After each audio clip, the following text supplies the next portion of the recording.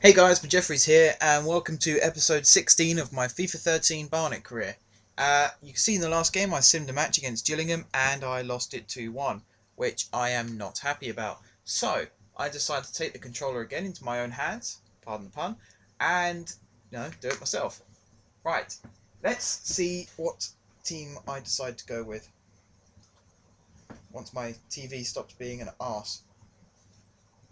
Ah yes, I bring Nurse into the lineup, I bring Holmes into the lineup, I bring Samosa into the lineup, I bring Stevens, Lascelles, Brown, uh, Kelhar at right back, Chimacero. I basically change everything. I even put Vilhete at right midfield and Abdullah in centre midfield. I changed the entire starting 11 because I was so miffed at losing to Gillingham the way that I did. Uh, So, I take control myself and I get rid of basically every single starting 11 player. We will see momentarily if that makes any difference whatsoever. Basically, I was a man on a mission for this game. I wanted to prove a point, like I did after I lost to Accrington against Chesterfield. I wanted to prove that my team still have it in them to mount a promotion push. And not just that, but in this game particularly, my fringe players are just as good as my starting players. So, yeah, I changed the entire starting 11, as I've said for the fourth time now. Again, I'm finding it hard to fill the time as this bit goes through. I've left this bit on for viewing purposes, let's say. But reality, I'd rather not have these in the future, so leave some feedback, say whether you want to have the intro videos or not. My personal preference is no, but if people say yes, then obviously I'll stick with what the people say. Um, you saw Lascelles back in the starting lineup. Obviously, he got sent off on his debut, and that is the only game he played for me up until this one. Uh, I didn't leave him out because he got sent off. I left him out because Singh and Ntoko were fit. If one of them gets injured or they put in a bad performance like they must have done in the last game, then obviously I'll bring Lascelles in, and I'll also bring David Stevens in. You remember at the start of the series, I said that I used to go to school with David Stevens and things like that, and then I felt bad because I actually dropped him from the starting 11. But to be honest, if he's a player that does a job for me, so I can bring him in regularly to do the job that one of his other teammates can't do. In this case, he's taken the place of Intoko. The Lascelles has taken the place of Singh. That doesn't really mean anything in this scenario because they don't play specific roles. It's just one on the right, one on the left. Um, I know they say in real football about does it make much of a difference when a centre back moves from the left hand side to the right hand side. Me on FIFA, it makes no odds really. It doesn't change the way I play. I've never seen a player come up to me saying he's playing on the wrong side of the defence. So I just put them whatever way round their replacement is. Um, Now, the same as what happened against Accrington, I think it was. I've had a very sloppy start defensive wise, and it all started because of that cocky back heel. I've no idea who did that back heel. If I knew who it was, I'd sub them off immediately because it just wasn't necessary, and it nearly cost my team a goal. Um, as it happens, Galatha somehow got enough on the ball to stop it going in, and then we end up just attacking ourselves. And okay, the offside flag went up there, but it could have been a goal for us instead of a goal for them, which, I'd take that from where we were and how we started. I mean, we're only 7 minutes, well, we're in the 7th minute now. No, we're not, we're in the 14th minute now because I obviously put a cut there. Uh, it's quite amazing actually. All that action happened in the first 7 minutes of the game, and then the next 7 minutes of the game there was nothing, which, that's football, I suppose. But here we have Samosa on the ball. He plays the pass that I wanted my team to play all season, that little one in between the two defenders. And Holmes very nearly capitalised with that cross, and Samosa very nearly capitalised on the rebound. That's the kind of second ball attitude I want in this game. In that, okay, you might not have won the first ball, but there's a second ball there, go chase it. As you can see, my guys did. Um, this was an interesting experiment for me actually, this match as well, because it was a chance for me to see, am I playing the right starting 11? And to be honest, Stoger and Samosa are the two for me who are competing the most for that place. Everyone else, yeah, the lineup tends to be set in stone. It's always open for change, but it's set in stone for the majority of the time. The other one that I'm kind of certain on is Payne over Nurse. Nurse is good, but the type of player I want to instill in my team, Payne is the more suited player because he's more of an all-rounder. Nurse is just pace, so he can chase down a pass, but then he can't hold the ball up whilst he's waiting for everyone else to catch up with him. Whereas Payne, as you saw from a couple of games ago, I think it was against Chesterfield again, he had the pace to catch the ball, and then he had the strength to hold it up and wait for someone else to run alongside him. Stoger and Samosa, as you've seen from different games, they both have their own strengths and weaknesses. They generally are the same player. One's more of a backup to the other. It's just a case of who is backup to who. At the moment, I don't know. I'm keeping Stoger in the starting lineup for now, but at any moment it could change for Samosa. The other ones who are sort of fighting for their place are Holmes and Grealish. The reason being that Holmes is more experienced, or at least he's older than Grealish. As good as Grealish is, and as better as he might be, stats wise, age and experience wise, I think Holmes takes it there. Um, the midfield pairing, Davids kind of comes in and stays in because he's being the captain, but as you know from all my other videos where I've said he's getting on a bit age-wise and ability-wise, it's starting to dwindle. So Chimacero will come in there. Abdullah versus Azog. I think Azog wins that one, to be honest. Abdullah is more of his backup option. And on the right-hand side, Keanu Marsh-Brown. Yeah, I'm happy with him. You know, I wouldn't mind bringing in Vilhete every now and then, like I have done for this game. But for the majority of the time, I think it's going to be Marsh-Brown. That was a good shot from Samosa there. See, I'm so busy talking about other things, I'm forgetting that there's a match going on. Well, I've got a chance to talk now because the controller's packed up again. Which again, I know, I said I'd fix. This is the last video in this batch, so the next batch I should have a fixed controller. Hopefully. But yeah, I mean, and going back to saying about my team, the back four. Micah, pretty much guaranteed starter.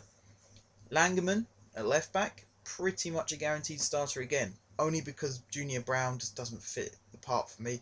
Kelhar at right back does occasionally work, so Micah might have to be looking over his shoulder every now and then. But again, Kelhar, I prefer at centre back. And Toko apparently can also play at right back, and that's an option that I might consider later on in the season. Centre back pairing, if Ntoko doesn't play at right back, I would have him alongside Kelhar, or Singh alongside Kelhar. The reason being, as you saw from a couple of matches ago, Kelhar has a strong header. He's good at getting in the air to win the header. He generally has a presence about him. And I just feel like Singh and Ntoko sort of tiptoe around strikers when they're attacking. Whereas Kelhar seems to be a bit more brute force, get the ball off them, take them out if necessary. So yeah, I think I'd stick with Kelhar. But as you see for these games, I got Kelhar at right back for this one, and he's been on the bench for the majority of the season so far. But again, I judged that on stats. I haven't really judged that on performances. If I was going to do it on performances and form, I think Kelhar would win.